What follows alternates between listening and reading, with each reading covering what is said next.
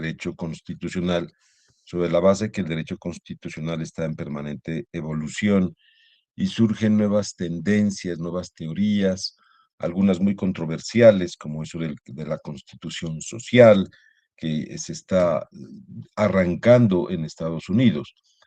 Pero eso ya será tema del curso de verano para los que hagan el curso de verano, pero hablemos de lo nuestro. Es el Estado constitucional. El Estado constitucional, que es, eh, diría yo, algo que está presente en nuestra vida. Está presente, ¿por qué razón? Porque em, siempre ha habido esa duda sobre si todos los estados, por el hecho de ser estados, tienen una constitución. De tener una constitución, tienen derecho constitucional. Es decir, tienen constitucionalismo. Y ese es un aspecto que ha dado mucho que hablar y en el cual se dividen las opiniones. Si la miran la presentación, por favor. Sí, profe. Sí, profe. Ah, excelente. Bueno, entonces les decía que hay una discusión, en cierta forma. Algunos dicen, no, un Estado, el hecho de tener constitución es un Estado de derecho. Y esa es la percepción desde el punto de vista del positivismo kelseniano. Sin embargo, la Constitución, según Ricardo Guastini, según la concepción moderna, eh, tiene una serie de connotaciones especiales que vale la pena resaltarlas. Perdónenme un minutico. Ya. Ricardo Guastini, en su libro, bueno, el libro es de Zagrebelsky, citando a Ricardo Guastini. Se llama La Ley y la Justicia, 3 capítulos de justicia constitucional. En forma meridiana, digamos, sostiene que se debe reconocer que el presupuesto jurídico formal de la justicia constitucional lo encontramos en las revoluciones americana y en la francesa. Es decir, la revolución de Estados Unidos de 1776 y la revolución francesa de 1789. Y es a partir de allí donde se puede afirmar que es cuando la Constitución adquiere ese significado de norma constitutiva, de norma regularizadora de la vida política y que opera en un ámbito propio y también objetivo, al margen de las relaciones de fuerza de los sujetos constitucionales. Y cuando hablo de al margen de la fuerza entre los sujetos constitucionales, me refiero es que la Constitución tiene una vida al margen de los conflictos políticos que pueden estar internos dentro de una nación. Entonces, decía Zagrebelsky y citando a Guastini, dice, es que a raíz de estos hechos constitucionales revolucionarios, porque dan vida a la primera constitución escrita, la Constitución de Filadelfia, y más tarde la primera constitución escrita en Europa, que es la Constitución de 1791, es a raíz de estos documentos constitucionales donde se preservan una serie de reglas fundamentales que se mantienen incólumes o se mantienen pétreas al margen de las contingencias constitucionales, de tal manera que lo fundamental es que haya lealtad a la Constitución. Es decir, nosotros no podemos sacrificar la Constitución en aras a hacer prevalecer un conflicto político, sino que la Constitución está por encima de esos conflictos políticos. Para eso, precisamente, dice el Zagrebelsky, se acude a las convenciones nacionales o asambleas constituyentes en las que pues hacen parte todos los componentes de la sociedad civil que sean leales precisamente a la disposición de trabajar en pro de buscar una solución colectiva a los problemas que aquejan a esa comunidad política y sobre todo en favor de la vida pública que, que busca ante todo una armonía en el desarrollo de sus conflictos y en el desarrollo de su devenir diario, cotidiano. Es allí donde uno observa cómo esas normas, digámoslo así, en cierta forma son totalmente incólumes, son totalmente al margen de los conflictos políticos que los pueden aquejar. Y es allí donde se habla de un pacto social, así lo dicen ellos. Es un pactum societatis o un pactum subrectionis. Vamos a explicar eso del pactum societatis. Partamos de una base que es fundamental. La Constitución siempre asume una función principal, que es la de establecer los presupuestos fundamentales de convivencia. Y esos presupuestos fundamentales de convivencia, entre todos, deben existir.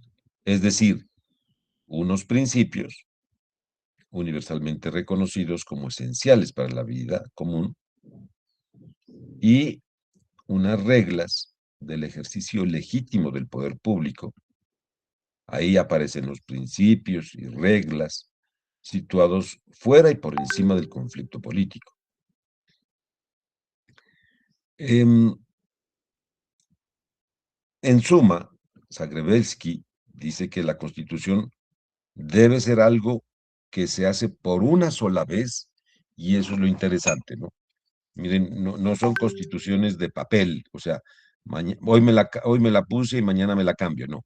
Él dice, es algo que no se vuelve a votar sino después de haber sido votado. Es decir, reafirma que la Constitución fija y define ese pacto social o pactum societatis. ¿Qué es el pactum societatis? Miren, el pactum societatis es aquel mediante el cual se acuerdan las condiciones de vida en convivencia y sobre la base de este acuerdo se aleja la amenaza del conflicto civil o guerra civil y pueden establecerse o estipularse el pactum sobrectionis, es decir, el pactum sobrectionis es aquel mediante el cual nos obligamos a obedecer las decisiones del gobierno legítimo alcanzado por las mayorías sobre la base de que el que gobierna, el que gana las elecciones, tiene el deber de cumplir la ley también, de respetar las reglas y respetar los principios contenidos en ese pacto social. Ese pacto social, como les decía, es aquel mediante el cual se acuerdan las condiciones de vida en convivencia sobre la base y sobre la base de este acuerdo poder alejar las amenazas de una guerra civil o un conflicto civil. De allí la importancia que tienen los dirigentes políticos en el sentido y sobre todo en una figura que es descollante en la existencia institucional de un país, y es la del presidente. El presidente representa la unidad de la nación. Permítanme un minutito. Luisa, estoy aquí en el apartamento. Puedes seguir. Entonces, eso es importante resaltarlo, ¿no?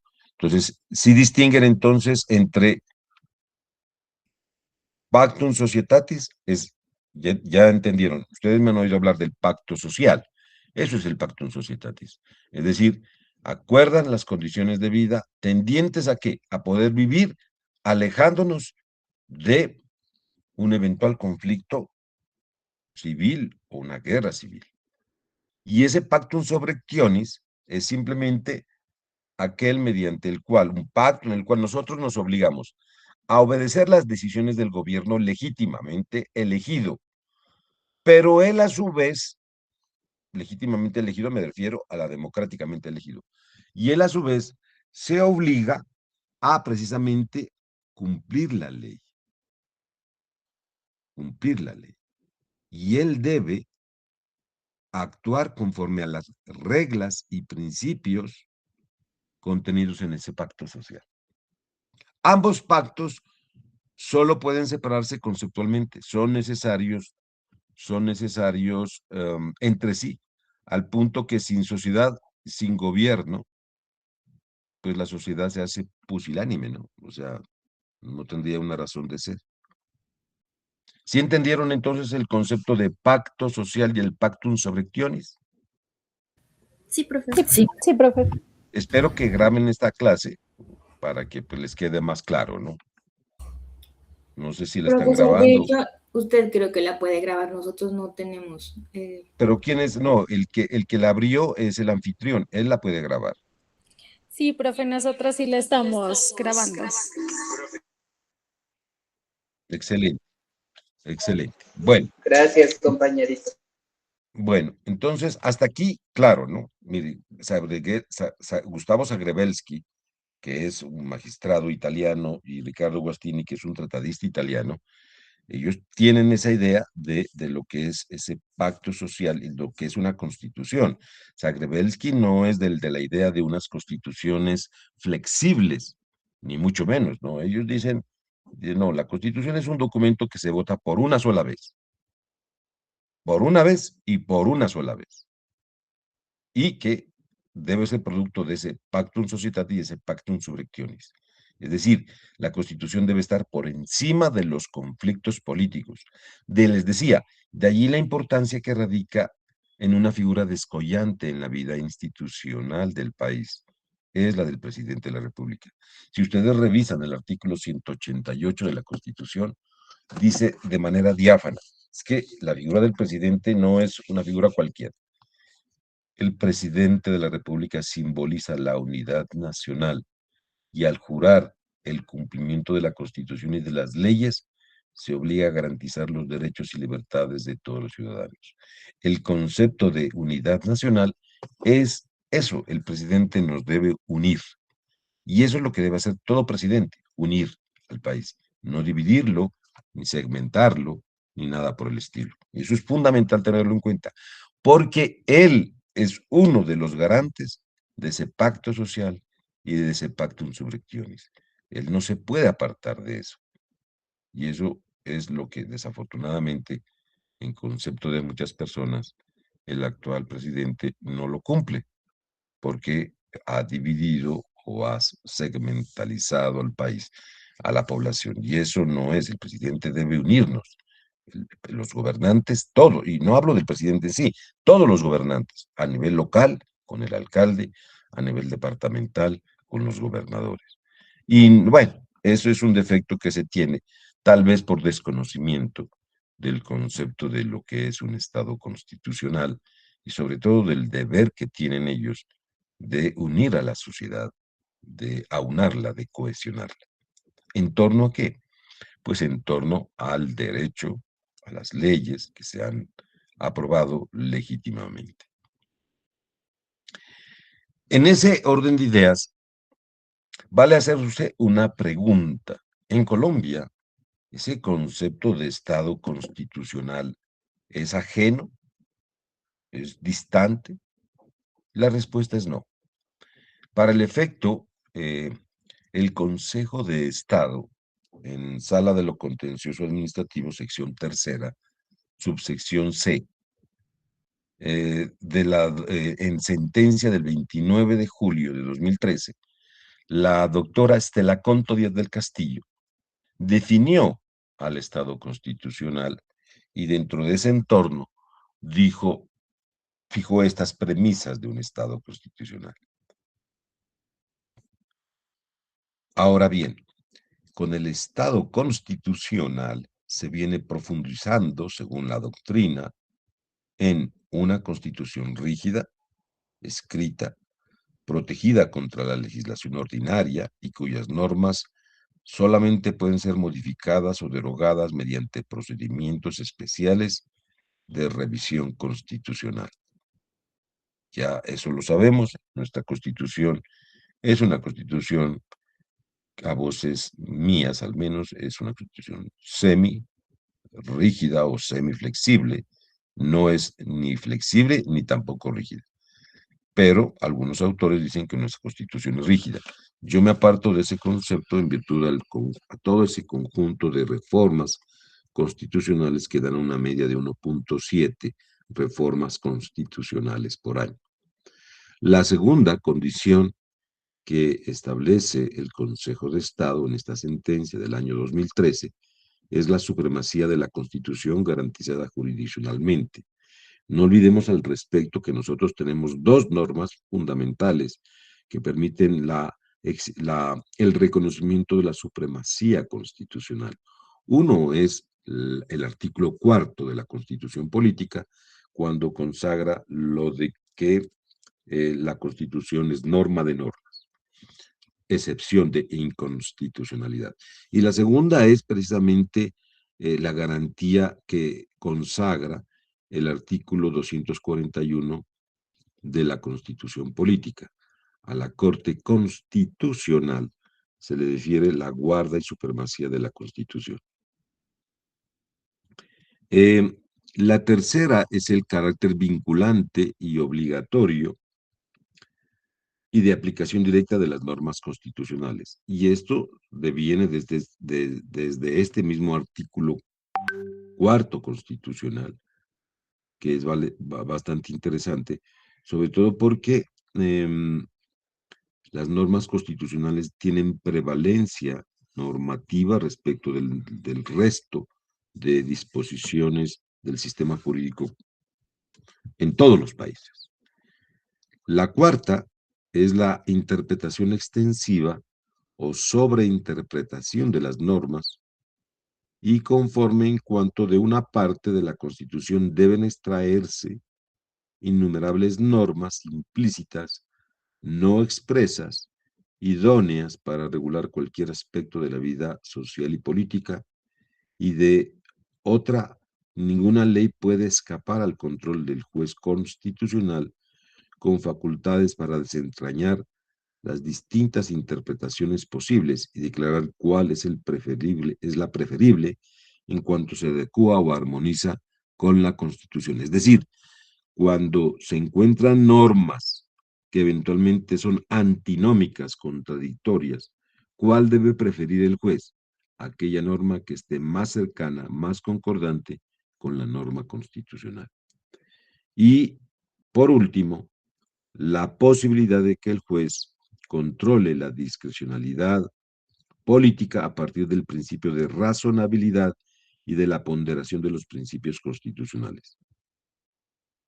Se comprende, dice el Consejo de Estado, se comprende entonces por qué se ha arribado a la responsabilidad del Estado con la expedición de las leyes violatorias de los derechos y de las normas constitucionales. En suma, en nuestra jurisprudencia, sí hay un reconocimiento expreso de las condiciones requeridas para la existencia de un Estado constitucional. Y diría yo que las tenemos allí presentes, omniscientes están. Simplemente lo que se requiere es que la autoridad pública correspondiente las obedezca, las cumpla. Eso es fundamental. Y lo digo en todos los niveles, a nivel municipal, departamental, nacional. Y ese es el lío que tenemos cuando a veces el ejercicio de la función pública se ideologiza. La función pública se parte de una base y es de que el que lo elegimos como gobernante es el gobernante de todos, no de un partido, de un segmento poblacional. Es para todos. Y él tiene un deber que es el de aplicar los principios, las reglas constitucionales, las normas de la Constitución y de la ley. Y por eso es que decimos que el Estado es el responsable de la expedición de leyes violatorias de los derechos y de las normas constitucionales.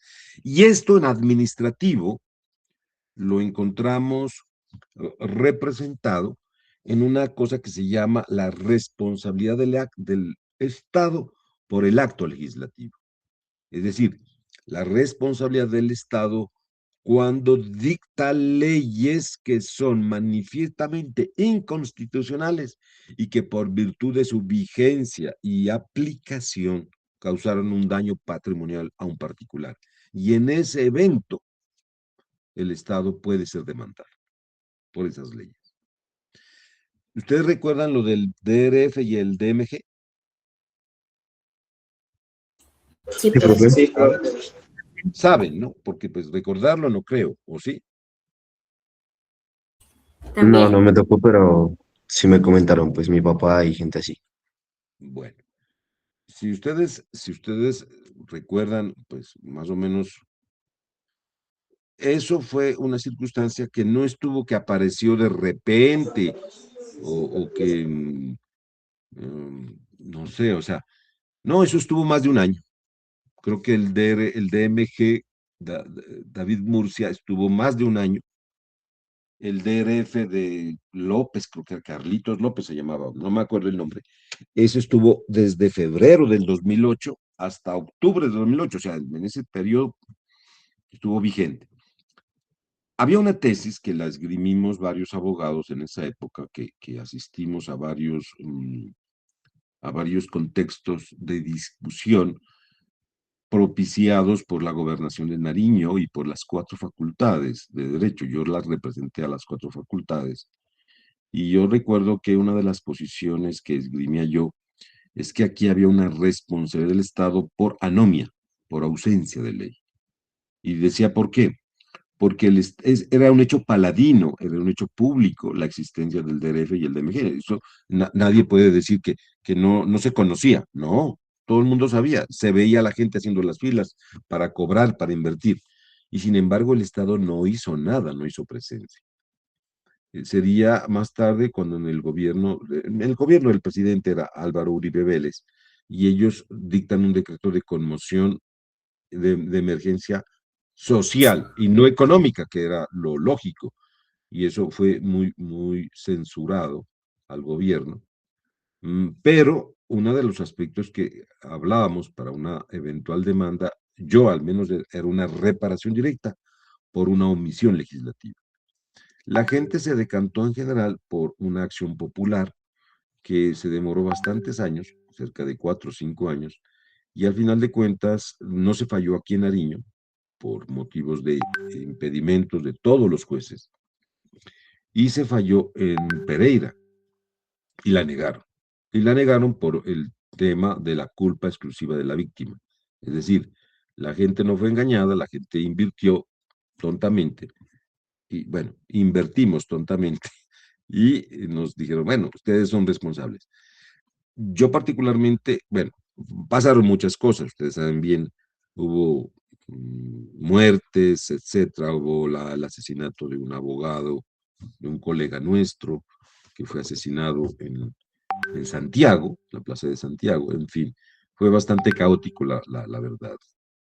Pero en concepto de muchos, el Estado tenía que ser responsable de eso, porque había omitido, anomia, ausencia de ley, había omitido cumplir con un deber legal que era regular, controlar y vigilar la conducta, que en este caso eran pirámides o una actividad que era eminentemente violatoria del marco jurídico, o al menos estaba por fuera del marco jurídico.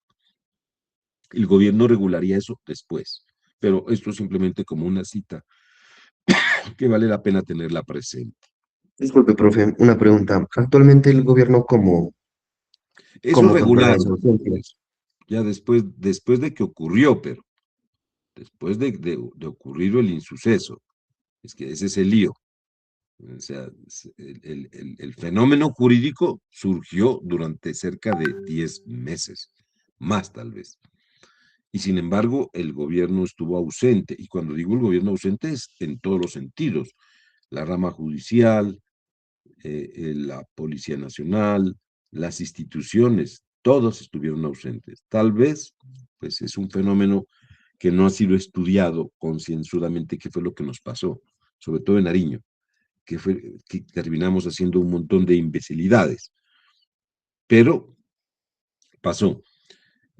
No había un marco regulatorio y la tesis que yo sostenía junto con el doctor, que también vino aquí el doctor José Gregorio Hernández, ex magistrado de la Corte Constitucional, con su equipo jurídico, eh, eh, sosteníamos que el Estado debía responder, pero por esas razones. Pero en general la gente se decantó por el otro.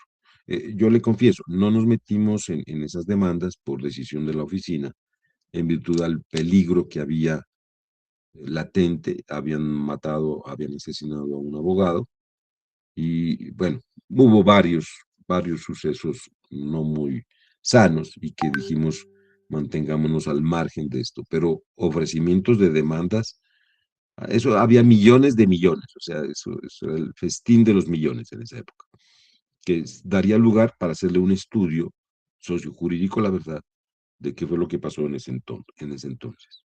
Bueno, hablemos del constitucionalismo, y estamos aquí, sale a colación un autor que ustedes lo tienen referenciado porque tienen un libro de él, que es Mauricio Fioravanti, en un libro que se llama La Constitución desde la Antigüedad hasta nuestros días, y ese lo tienen completo, es la historia del derecho constitucional moderno. Mauricio Fioravanti escribió otro librito que se llama Experiencias históricas y tendencias actuales, de editorial Trota, de la misma editorial donde fue publicado la Constitución desde la antigüedad hasta nuestros días. Y el constitucionalismo, según Fioravanti, o al menos él lo ha entendido él, como una corriente de pensamiento encaminada al logro de finalidades políticas concretas que consisten en la limitación de los poderes públicos y en la consolidación de esferas de autonomía garantizadas mediante normas. Casi nunca tiene una lógica solo defensiva y, digámoslo así, reivindica límites y garantías. Quiero ser en este aspecto enfático en lo siguiente. Permítame un minutico, voy a abrir una puerta.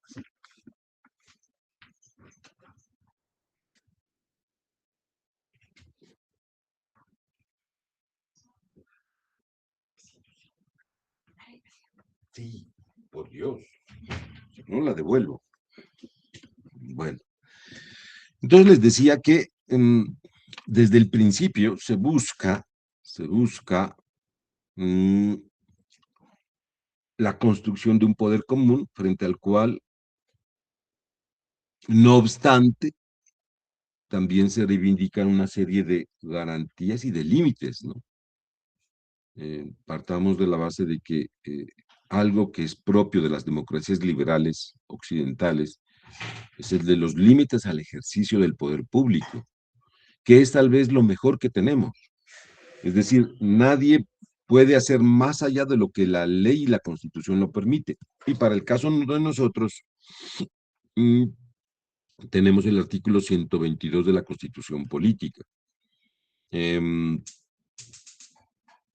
todos los modelos constitucionales europeos liberales, siempre se habla de eso, ¿no? O sea, aún más en los procesos de integración supranacional, como es la Constitución de la Unión Europea, o en los intentos que ha habido de establecer constituciones regionales, siempre hay esos límites al ejercicio del poder. Y eso es algo fundamental tenerlo en cuenta. En los últimos años, precisamente, las cuestiones sobre historia del constitucionalismo se han entrelazado cada vez con los problemas de hoy, ¿no? Como son, en este momento, por ejemplo, lo que ustedes han observado en el conflicto de Irán-Irak, el conflicto de Irán con Israel y Estados Unidos, eso se llama un fait accompli, son hechos consumados. Y uno diría, ¿eso es un atentado al derecho internacional? Claro que lo es. Pero no se olviden que quien está al frente es una potencia mundial. Y entonces, eh, el problema es quién cuestiona las decisiones de estos países. Y uno diría, bueno, voy a las Naciones Unidas, al Consejo de Seguridad, y pongo de presente esta agresión. ¿Qué sucede? Pues que desde la misma creación de las Naciones Unidas se configuró una figura que es bastante cuestionada y es la figura del veto. El poder de veto solamente lo tienen 5 países que son Estados Unidos, Rusia, también lo tenía Ucrania, cosa rara, China, Inglaterra y Francia. Esos son los países que tienen poder de veto.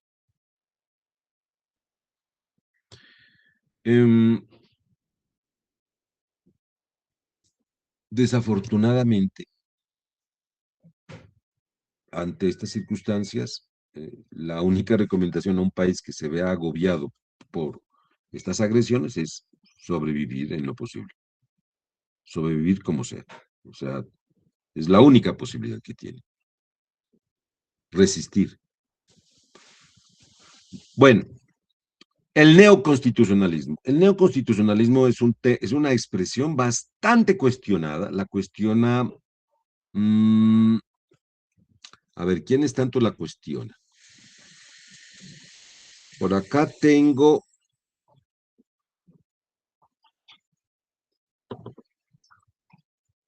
al doctor, varios. Tengo al doctor Manuel Atienza en un escrito que se llama Dos versiones del constitucionalismo. No es un escrito largo, es un escrito de 16 páginas. Es un escrito en el cual se enfrenta con Luigi Ferrajoli. No olvidemos que Luigi Ferrajoli es uno de los representantes de la escuela de Génova y es opuesto a los españoles y sobre todo a Manuel Atienza. Y ellos hablan de que eso de neoconstitucionalismo no debería hablarse, son errores, dice que eso no debería hablarse de neoconstitucionalismo, y ellos dicen así, antes de entrar a tratar los errores interpretativos de Ferrajoli, quisiera dejar constancia de 2 acuerdos previos. El primero consiste en que a mí también me parece equívoco y desaconsejable el uso del término neoconstitucionalismo. No estoy muy seguro de que constitucionalismo sea una expresión del todo afortunada, pues es también notablemente ambigua, pero en todo caso me parece preferible a la otra. Bueno, entonces miren, aquí ya estamos mirando cómo dan duro, o sea, pero en América Latina sí hay muchos representantes. Miguel Carbonell de México, Diego López Medina de Colombia, el mismo, diría yo, el mismo Rodrigo Primi serían exponentes. Entonces, miren, ¿quiénes son representantes, pues, eximios de ese neoconstitucionalismo? El profesor español Luis Pietro Sanchís, que es aparte de la escuela que representan el maestro Manuel Atienza, Ruiz Manero y otros de la Universidad de Alicante, Luis Pietro Sanchís, en una obra que se llama Neoconstitucionalismo y Ponderación Judicial, citado en el libro de Miguel Carbonell, Neoconstitucionalismo, explica que el constitucionalismo contemporáneo comprende 3 acepciones principales. Primero, que el constitucionalismo puede encarnar un cierto tipo de Estado de Derecho, designando una forma particular de organización política. Y cuando hablamos de esa designación de una forma particular de organización política, nos referimos a un Estado liberal en el cual se reconoce el límite al ejercicio del poder, la división de poderes, el reconocimiento del principio de legalidad y sobre todo el reconocimiento de los poderes y su división y sus controles, los checks and balances. Y obviamente el reconocimiento de unos derechos fundamentales existentes. Lo segundo es una teoría del derecho apta para explicar las características del modo de Estado de Derecho, de qué es el Estado de Derecho. Y finalmente, el constitucionalismo también es ideología, que defiende o justifica lo que es un Estado de Derecho.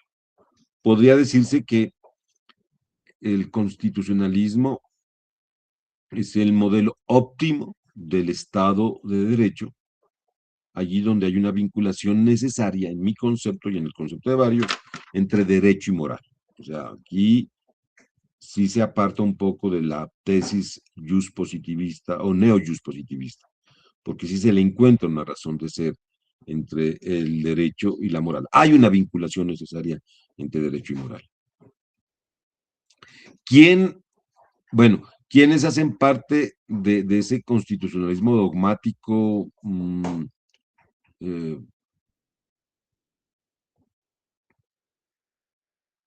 No hablo de neoconstitucionalismo como tal, sino del constitucionalismo dogmático. Ronald Dworkin, que es defensor del derecho y la moral; Jürgen Habermas, alemán; Carlos Santiago Nino, argentino; Gustavo Zagrebelsky, italiano; y Luigi Ferrajoli. Y en eso hay que reconocer de ese constitucionalismo ideológico o dogmático, matizado más en Ferrajoli, pero muy representativo en Ronald Dworkin, en Jürgen Habermas, en Santiago Nino y Zagrebelsky.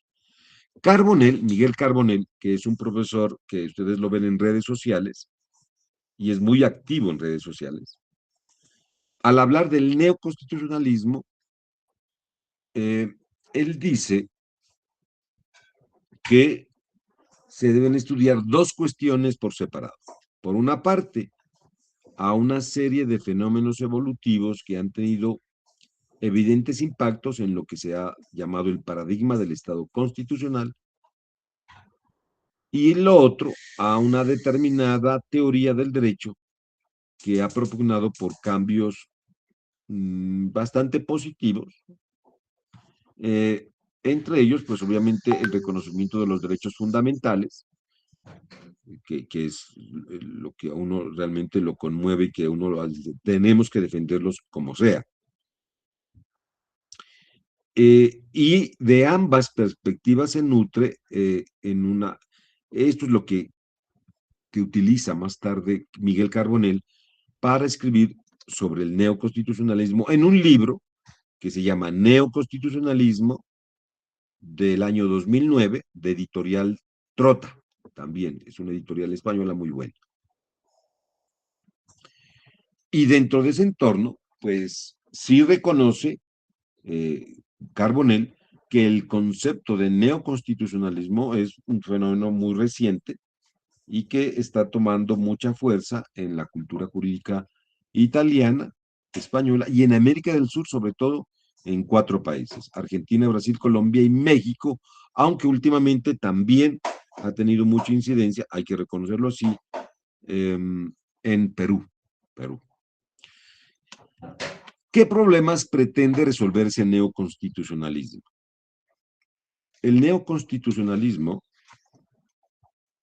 digámoslo así, se obliga a estudiar los problemas que debe resolver todo Estado constitucional,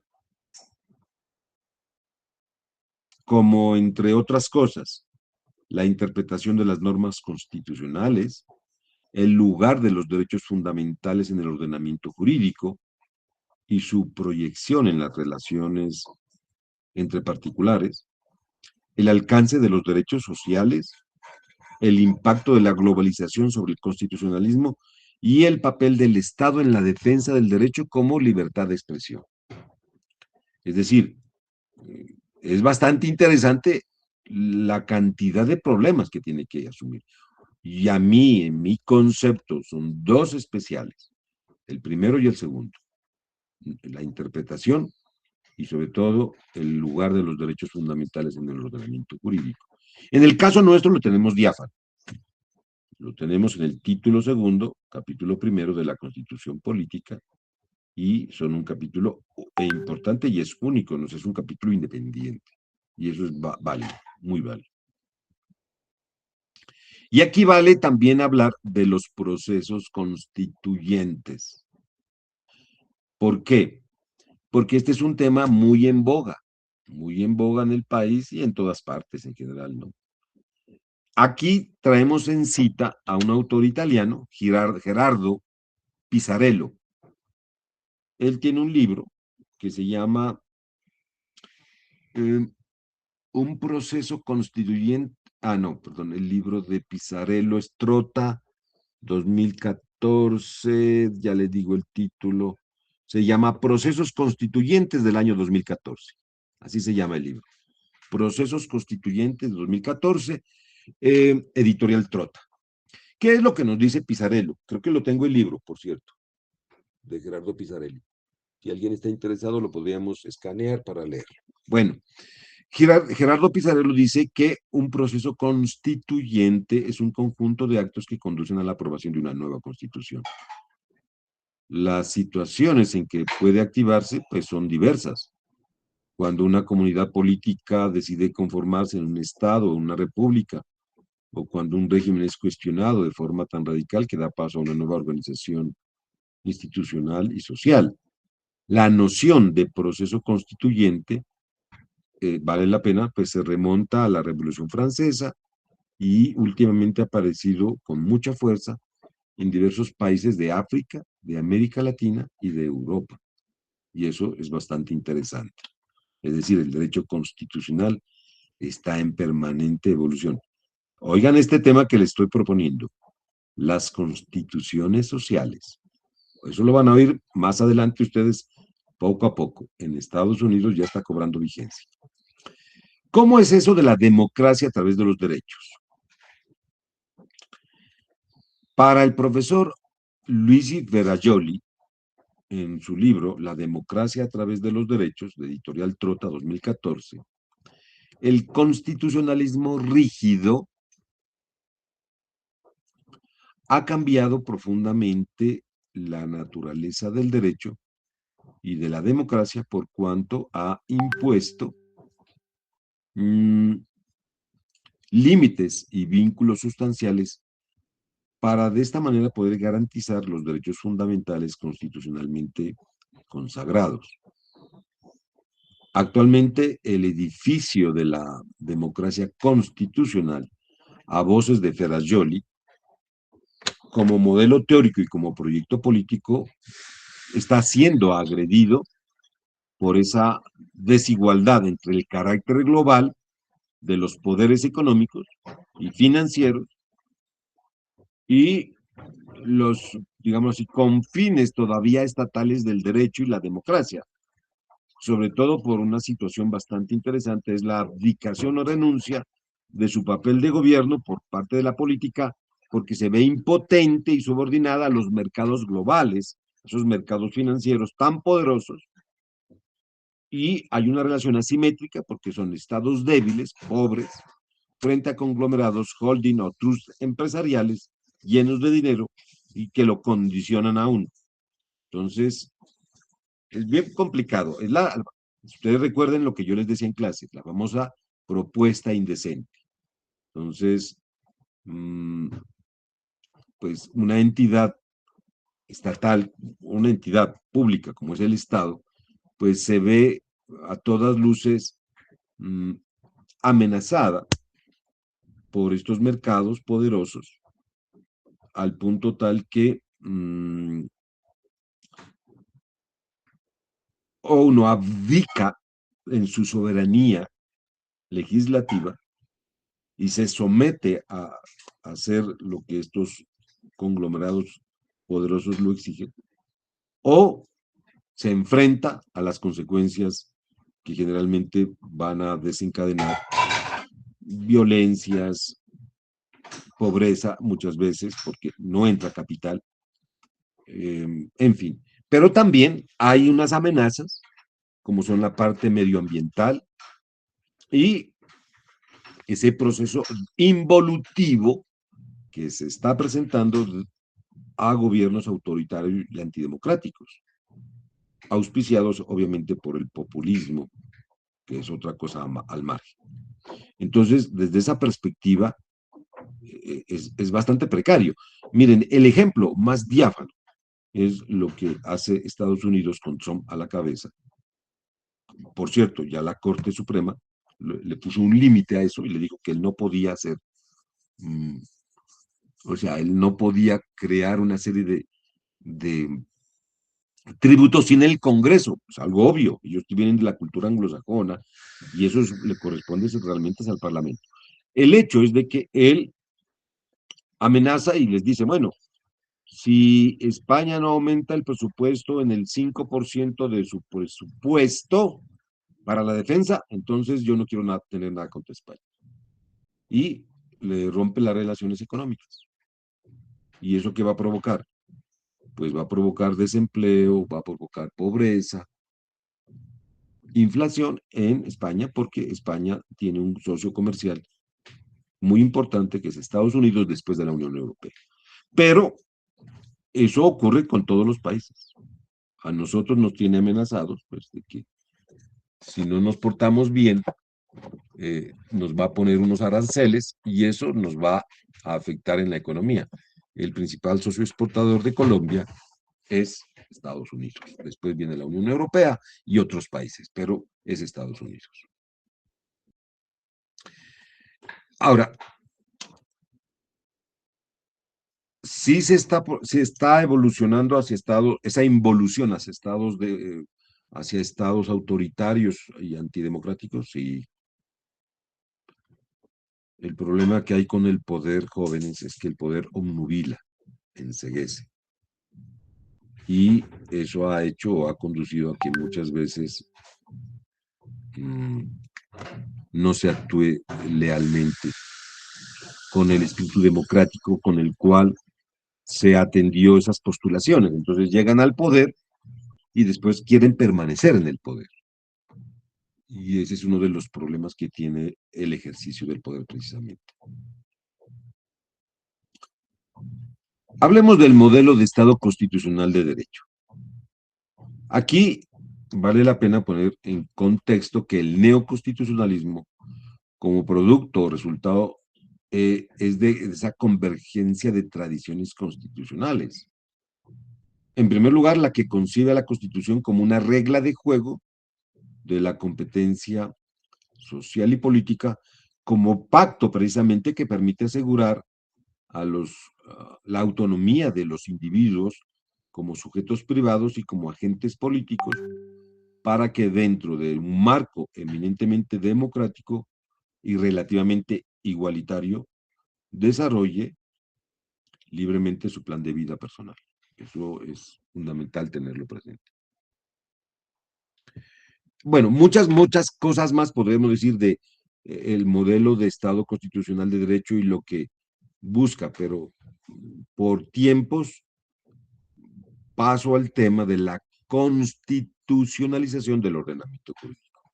Y retomo aquí a lo que es Ricardo Guastini y Gustavo Zagrebelsky en ese libro que se llama Historia y Constitución de Editorial Trota.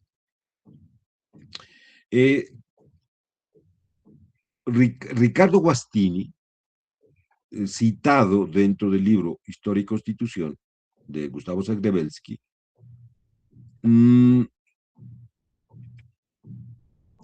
afirma que existen unas condiciones necesarias para poder afirmar que un determinado ordenamiento está constitucionalizado o no.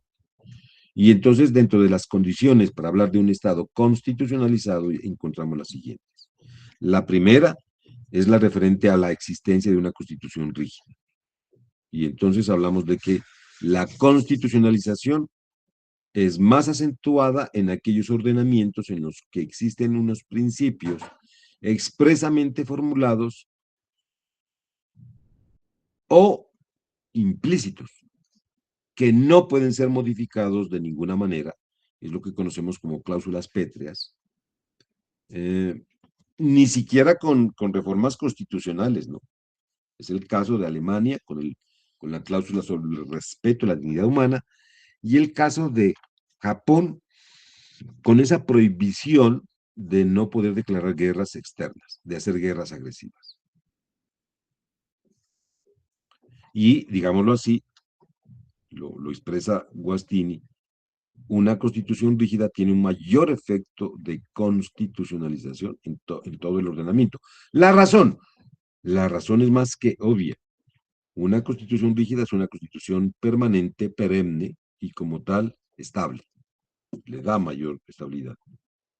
Y eso es algo que vale la pena tenerlo presente. Lo segundo es la garantía jurisdiccional de la Constitución. Y sobre todo, porque esta garantía permite hacer de la rigidez algo más que un simple postulado de buenas intenciones. La rigidez, para ser tal, debe imponerse frente a las leyes y al resto del ordenamiento jurídico. Los modelos para poder llevar a cabo el control de constitucionalidad, pues son muy variados y pueden analizarse de acuerdo a varios modelos. Uno es el modelo americano, el modelo francés y el modelo continental europeo, es decir, el de Italia, España, Alemania. El modelo americano es el que habla de un control de constitucionalidad concentrado.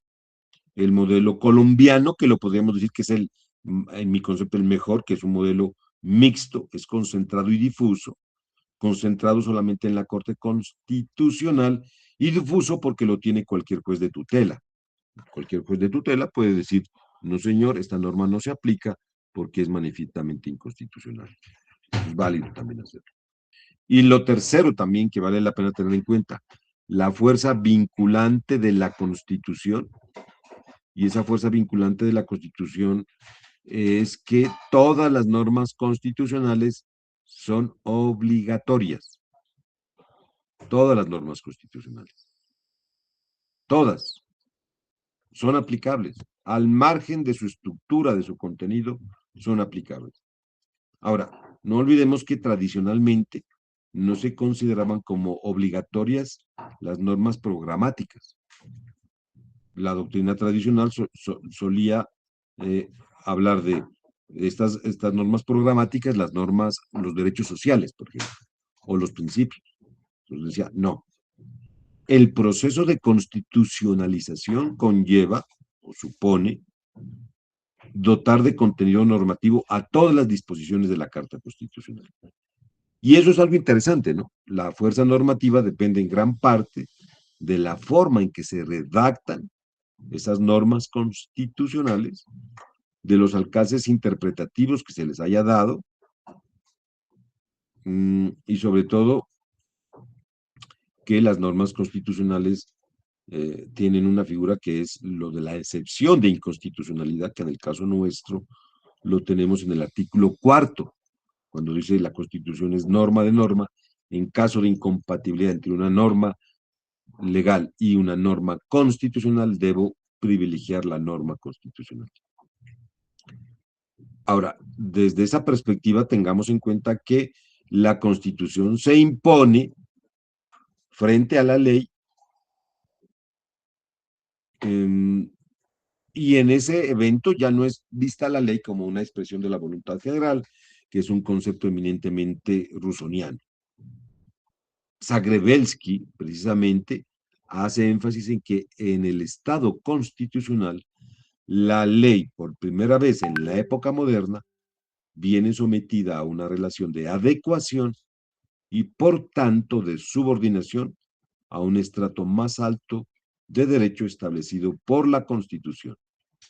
Y aquí es donde hace una claridad. La ley cede paso a la Constitución y se convierte ella misma en objeto de medición.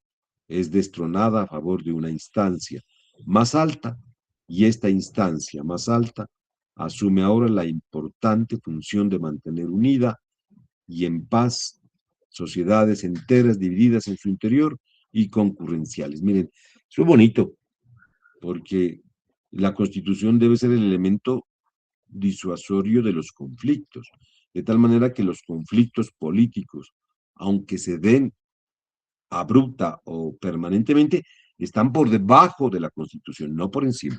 Y eso es algo que vale la pena tenerlo presente. El cuarto, la sobreinterpretación constitucional. Ya lo decía en el año 2013, la sección tercera del Consejo de Estado, con ponencia de la autora Estela Conturiel del Castillo, la sobreinterpretación de la Constitución. Es decir, ¿esto a quién le corresponde hacer esta sobreinterpretación? Principalmente a los jueces ordinarios, a los órganos del Estado, a los juristas en general, a ustedes como operadores jurídicos.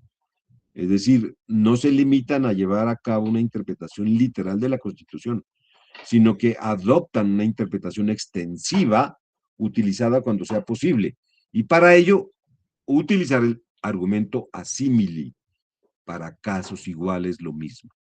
A través de este tipo de interpretación asimili, se puede extraer del texto constitucional innumerables normas implícitas, idóneas también para condicionar en forma muy incisiva el contenido de una parte del ordenamiento jurídico. Aquí vale la pena resaltar que Ricardo Guastini,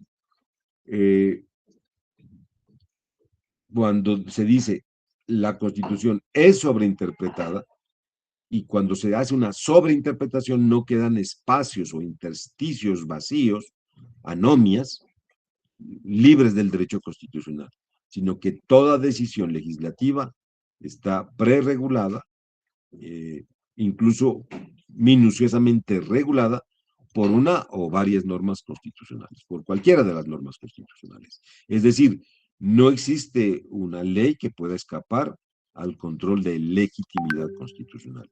Y eso es algo que es importante tenerlo en cuenta. La influencia del derecho constitucional se extiende tanto a su objeto tradicional de regulación, que eso es válido tenerlo en cuenta, que son los poderes públicos, sus competencias, las relaciones con los particulares, como a las diversas ramas del derecho privado, ¿no? Que también se aplican y se ven condicionadas por estos mandatos constitucionales, entre los cuales destacan por su magnitud pues las normas constitucionales que establecen derechos fundamentales. Y eso es lo que nosotros estamos mandados a defender como sea, ¿no? Konrad Hess, que es un autor alemán, sostiene que los derechos fundamentales influyen en todo el derecho, no solamente cuando tienen por objeto las relaciones jurídicas de los ciudadanos con los poderes públicos, sino también en las relaciones jurídicas entre particulares. Y porque los derechos fundamentales sirven de pauta para el legislador y todas las demás instancias que aplican el derecho.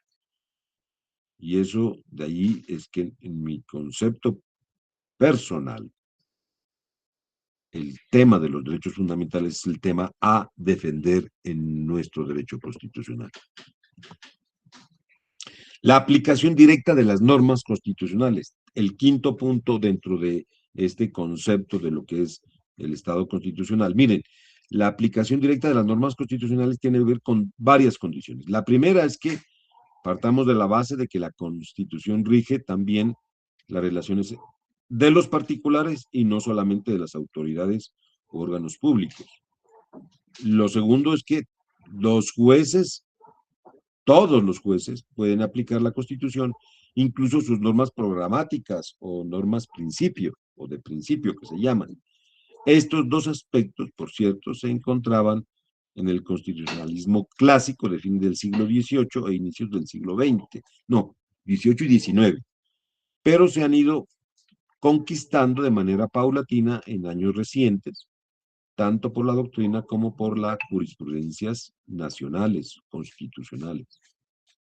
Y dentro de ese orden, un sexto aspecto que vale la pena tener en cuenta en lo que estamos hablando de la constitucionalización de los ordenamientos jurídicos, un sexto aspecto que es fundamental es la interpretación conforme la ley. Guastini dice o sostiene que no tiene que ver con la interpretación de la Constitución, sino con la interpretación de la ley. Y la interpretación conforme se da cuando el juez, al tener la posibilidad de aplicar un caso concreto, la interpretación X1, o otra interpretación X2 de una ley, opta, se inclina por la que permite cumplir de mejor manera posible o más completa algún mandato constitucional.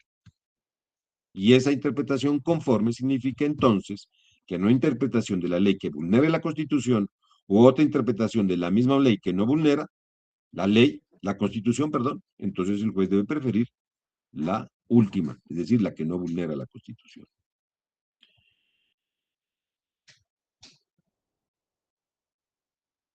La influencia de la Constitución sobre las relaciones políticas. Y este tema es bonito porque me parece muy interesante. Se enmarca en tres aspectos, partiendo de lo siguiente.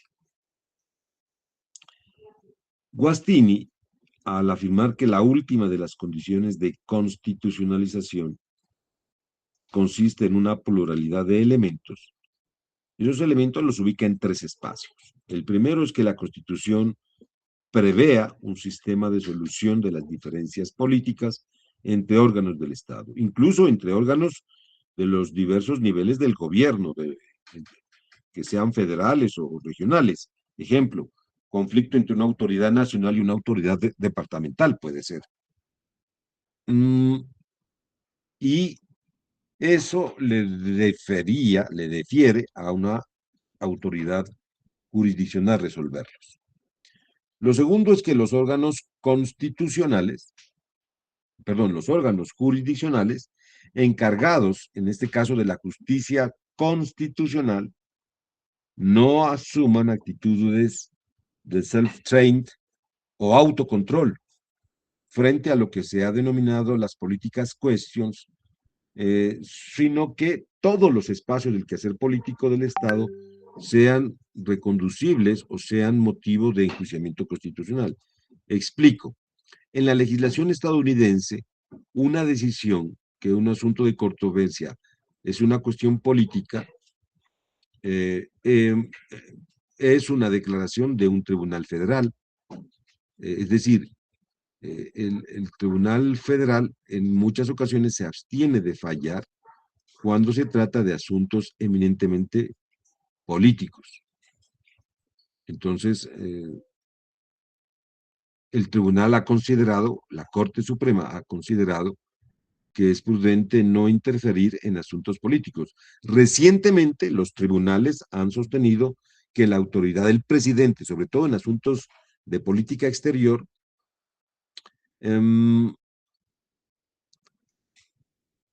por ejemplo, el de derogar los tratados y enviar tropas son cuestiones políticas. Por eso es que el presidente Trump está tan envalentonado. La doctrina tiene sus raíces en el deseo, sobre todo allá, de que la justicia federal, para evitar involucrarse, digamos así, en aspectos políticos, pues debería abstenerse de fallarlos. Y esto ha sido un tema que es bastante controversial, que está ahí, está en latente, pero que no ha sido definido. Ahora, la Corte Suprema de los Estados Unidos está también dando unas pautas bastante interesantes actualmente, y pues le está poniendo unos límites al gobierno federal, al gobierno de los Estados Unidos, y vamos a ver en qué determina, por ejemplo, lo del conflicto con Irán, si lo declara que está por fuera del marco constitucional, que puede darse. Ahora, también el otro aspecto que vale la pena tener en cuenta dentro de esta influencia de la Constitución en las relaciones políticas está en que las normas constitucionales sean utilizadas por todos los actores políticos. Es decir, aquí valdría la pena hablar de todos absolutamente. Es decir, los candidatos, los gobernantes, y todos deberían posar sus ojos en la Constitución. yo en los debates haría una pregunta a los candidatos. Bueno, a los del Senado y Cámara ya no hay tiempo, pero a los candidatos a la presidencia les haría preguntas de derecho constitucional, a ver cómo están, porque de esa cercanía que ellos tengan con la Constitución se sabrá si son o no cercanos a una percepción de aplicación constitucional inmediata, o simplemente tienen la Constitución como algo referente, algo lejano. Entonces, eso para tenerlo presente. La constitucionalización del Estado constitucional. Aquí hago un cambio, porque es de otro autor, este es un autor alemán, se llama Peter Haberle. Haberle afirma en un libro que se llama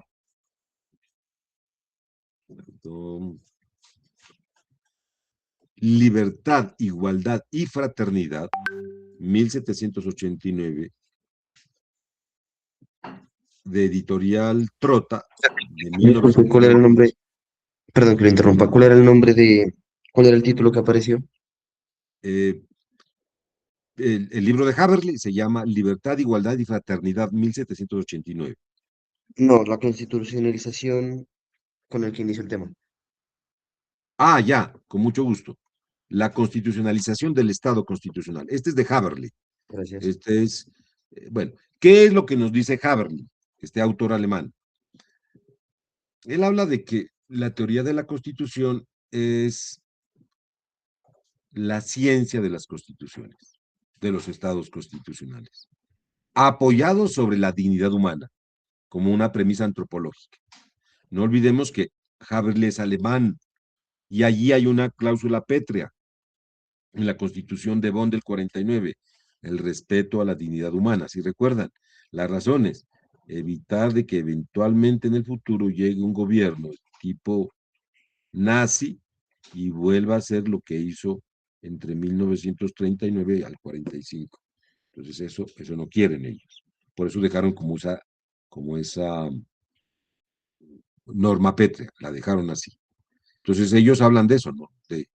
De que los estados constitucionales apoyados en ese respeto a la dignidad humana, como una premisa antropológica cultural,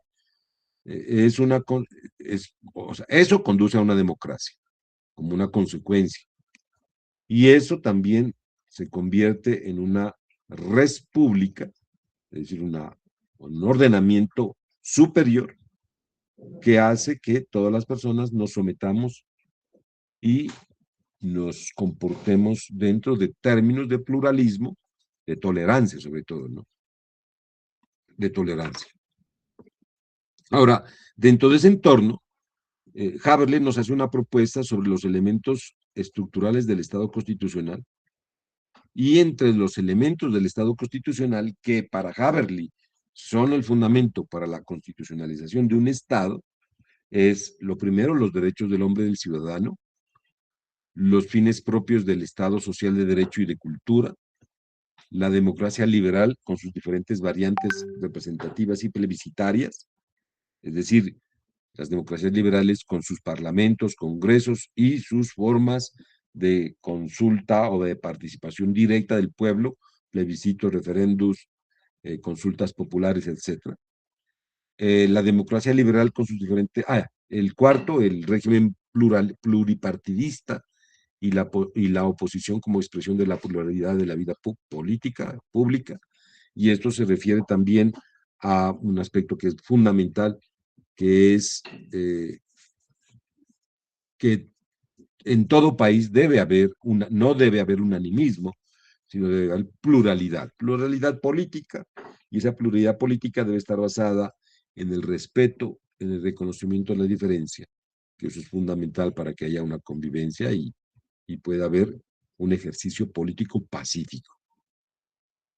La división de poderes, que es fundamental, es decir, en un sentido en el cual haya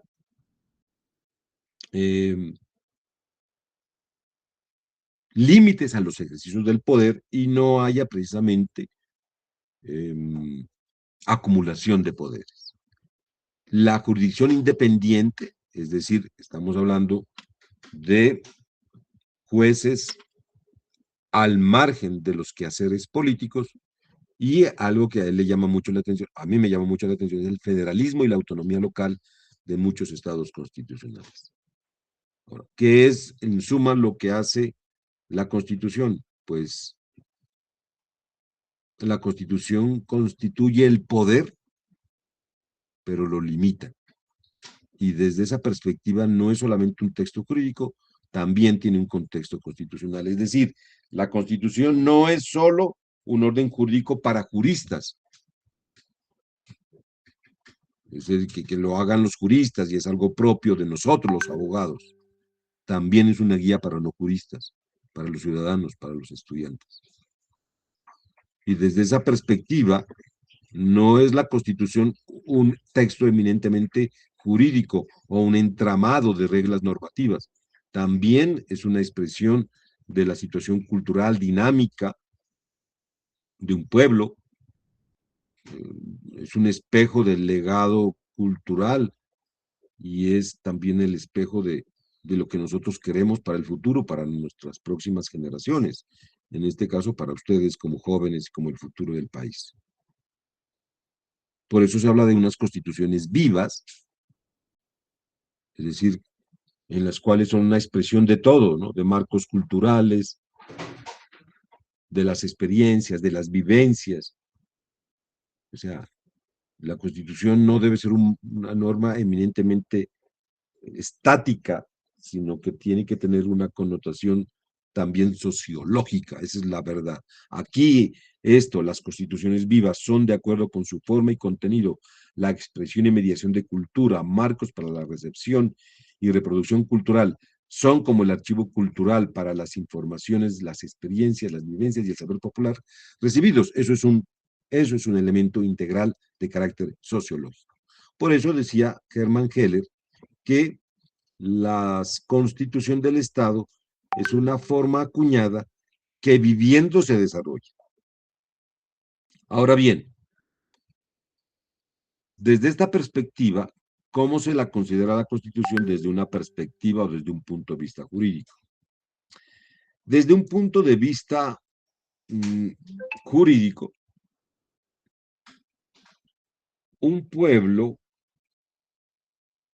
tiene una constitución considerada culturalmente de forma más amplia, en mejor o en peor forma constitucional. Es decir, cuando hablamos del acatamiento de una constitución,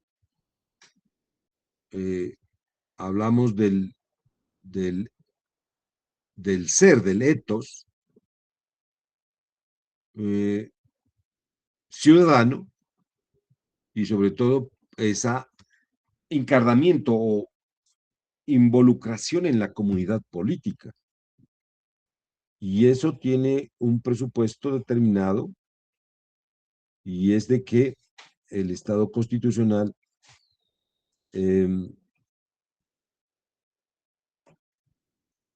para todos los efectos no es solamente un documento jurídico, también tiene un componente de carácter cultural. ¿Por qué Haber le hace énfasis en ese cultural? Porque es alemán, no olviden eso, es alemán. Y la realidad jurídica del Estado constitucional representa solo una parte de la realidad de una constitución viva que en profundidad es de naturaleza cultural, dice él.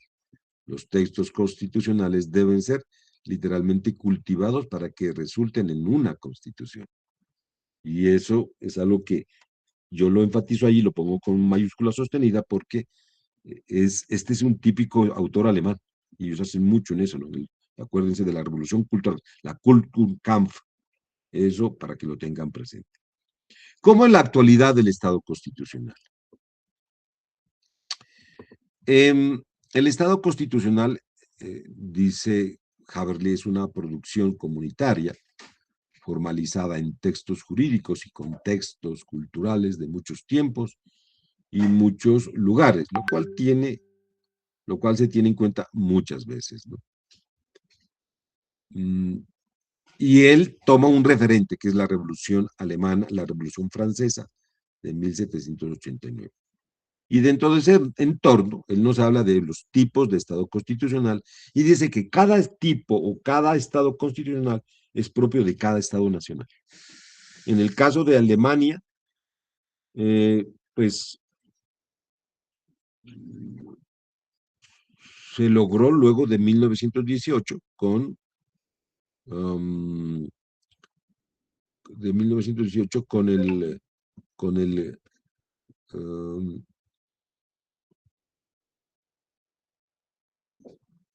la Constitución de Weimar y obviamente con la Constitución de Weimar y con que tomó, digámoslo así,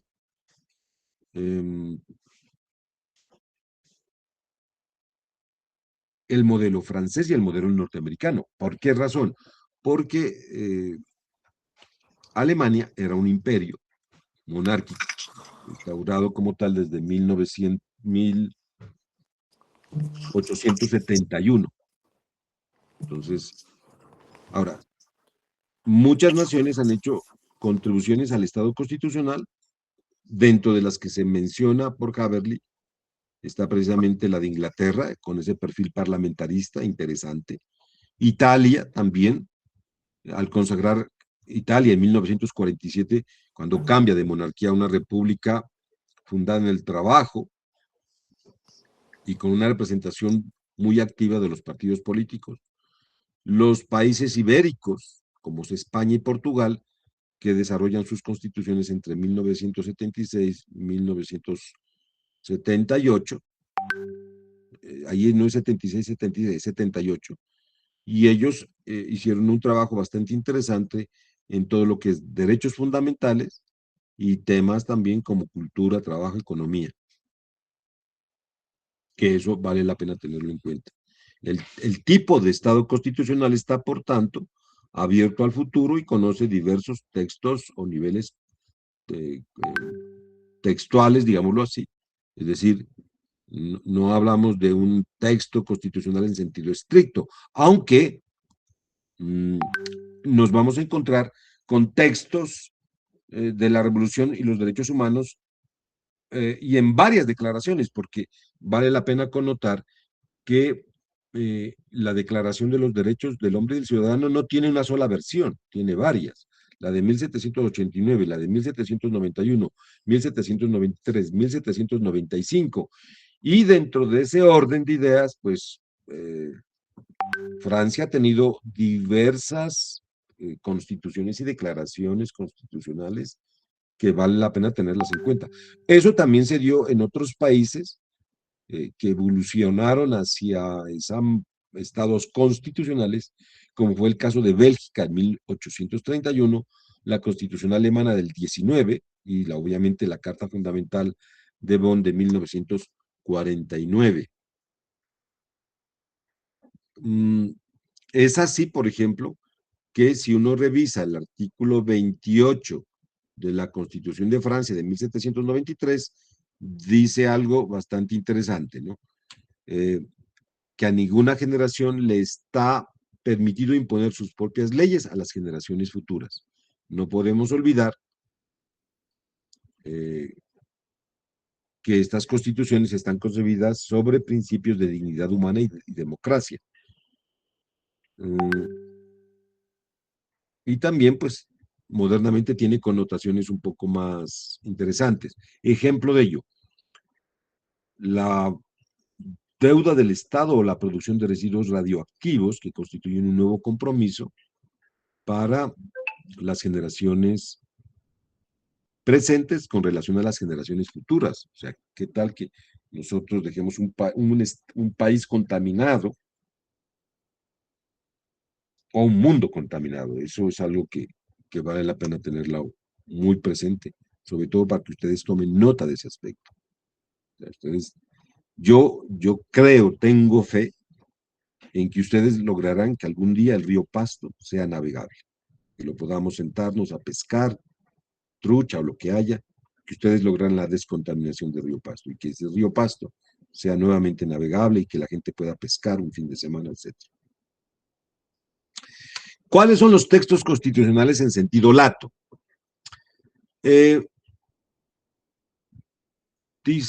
Sencillamente dice Haberle, son el conjunto de textos escritos de los clásicos de la filosofía, también los literarios e incluso de las artes plásticas y la música. Todos ellos, dice él, han contribuido como campo de fuerza cultural a establecer textos constitucionales en sentido estricto, a su interpretación y a su recepción, e incluso dan lugar al surgimiento de nuevos textos jurídicos. Dentro de ese aspecto,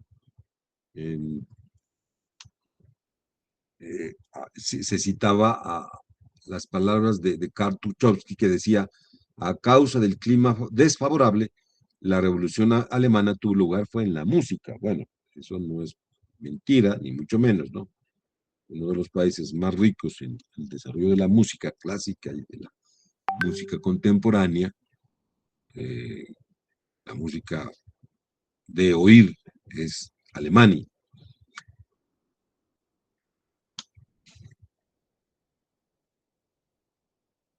Recordemos que hay un autor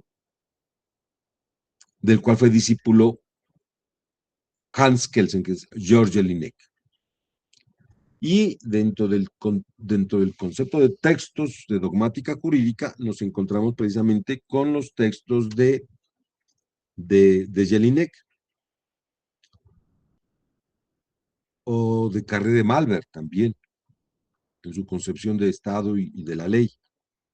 Ellos precisamente tienen la virtualidad de servir de soporte a los textos constitucionales y constituyen un elemento y a veces fermento del tipo de Estado constitucional, tomando como base las ideas de la Revolución Francesa y en ocasiones también les sirve para corregirlas o para reformarlas. Hace énfasis en que la doctrina alemana ha aportado mucho porque integra muchos aspectos de lo que es la Revolución Francesa en el propio devenir del Estado constitucional, y eso se ha hecho a través de reformas. Y de otra parte, porque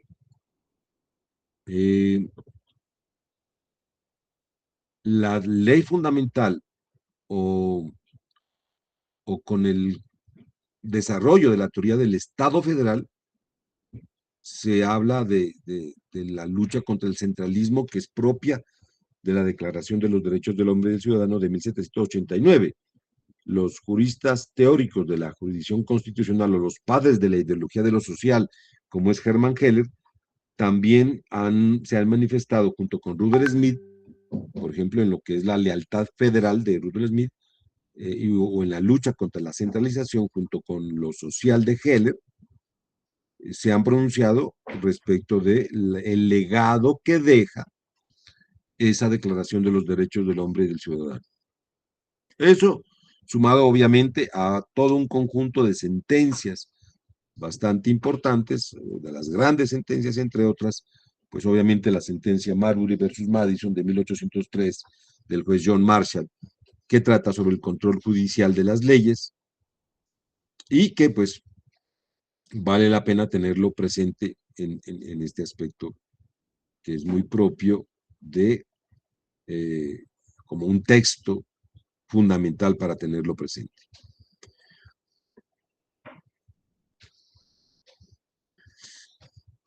Conclusión. La influencia de las ideas de la Revolución Francesa de 1789 se desplegaron por toda Europa, y no solamente por Europa, en América. Y eso hay que decirlo así porque eso permeó la conciencia individual y colectiva del pueblo americano, del pueblo, hablo de América del Sur, Centroamérica, e influyó en todas las escuelas de pensamiento y también influyó en los procesos independentistas que se dieron.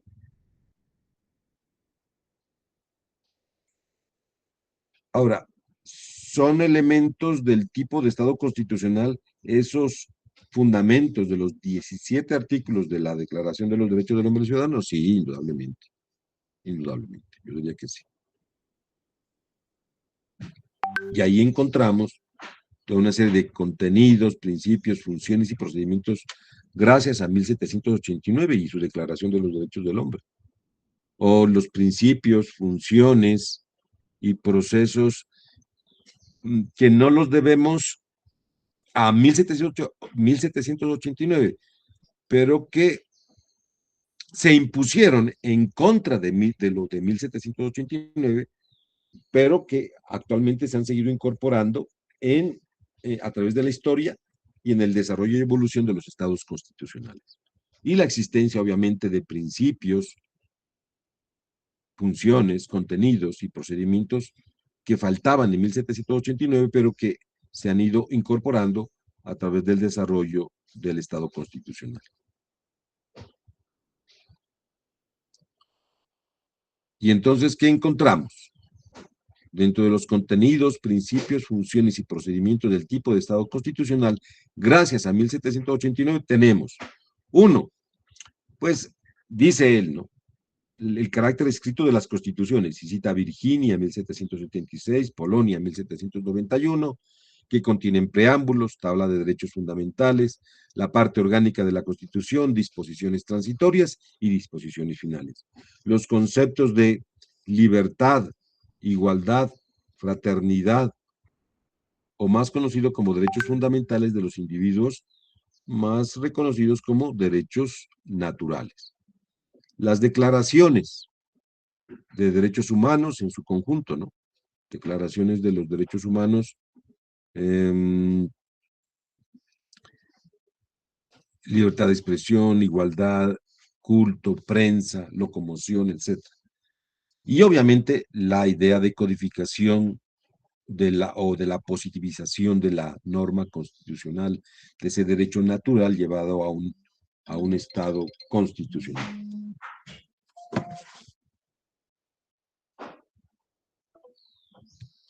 La doctrina del poder constituyente del pueblo, de la soberanía popular o de la representación también es válido tenerlo presente. Los procesos de elaboración o reforma de la Constitución, la separación de poderes, el concepto de ley como voluntad general en el sentido de Rousseau, junto con el procedimiento legislativo de creación de las leyes, la república como forma de Estado y la idea de Estado general, y obviamente resaltar la doble naturaleza del sujeto, nación y pueblo, y ese principio de publicidad que es válido también tenerlo presente. Bueno,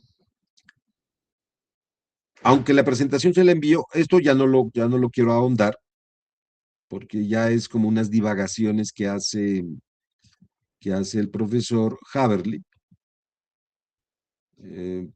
las cuales muchas no las comparto y por eso no las quiero dar. Entonces, dejémoslo allí. Les agradezco su tiempo y espero que hayamos podido adentrarnos un poquito en lo que es el concepto de Estado constitucional, tema que no es pacífico, que está en permanente evolución y en el cual hay autores que apoyan, otros que no apoyan, otros que lo censuran, otros que tienen una tendencia diferente, y eso va dando o surgiendo nuevas ideas como son, por ejemplo, la de las constituciones sociales. De ese tema lo trataré en clase, a título de información. Muchas gracias. Dios les pague y que tengan un resto de día muy agradable. Gracias, Hasta luego, profe. muchas gracias. Gracias, profe. Gracias, profe. Hasta luego, muchachos. Gracias. Gracias. Gracias.